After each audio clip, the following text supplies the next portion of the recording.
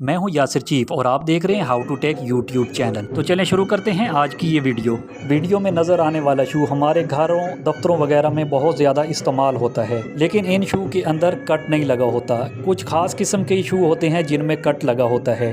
तो चले मैं आपको बताता हूँ। शू में लगी पिन मुख्तलिफ मटीरियल से मिलकर बनी होती है। ज़्यादातर जो शू होते हैं वो लोहे के बने हुए होते हैं, उनकी जो पिन होती है वो लोहे की बनी हुई होती है। और कुछ शू होते हैं जिनकी पिन ब्रास की बनी हुई होती है। ब्रास को उर्दू में पित्तल कहते हैं। जिन शू की पिन पित्तल की बनी होती है यानी कि ब्रास की बनी होती है, उनमें कट लगा हुआ होता है। ये वाले शू जहाँ से हमारा लोड ज़्यादा होता है वहाँ पर इस्तेमाल किए जाते हैं।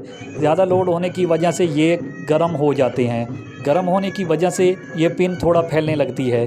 अगर इसके अंदर ये कट ना लगा हुआ हो तो जैसे ये फैलेगी तो ये हमारी सॉकेट के अंदर फंस जाएगी और ये वापस नहीं निकलेगी।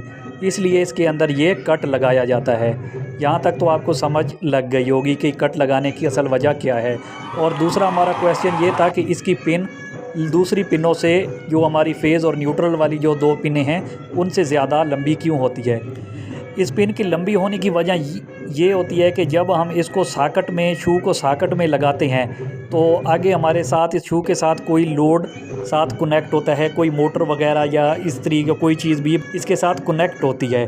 तो जब ये शू सॉकेट के अंदर जब हम इसको लगाएंगे तो सबसे पहले ये पिन लंबी होने की वजह से अर्थ वाली पिन पहले अंदर जाएगी। अगर तो वो चीज़ कोई शॉर्ट वगैरह होगी तो पहले ही हमारी अर्थिंग के साथ टच होगी, बाद में हमारे फेज़ और न्यूट्रल के साथ टच हो जाएगा।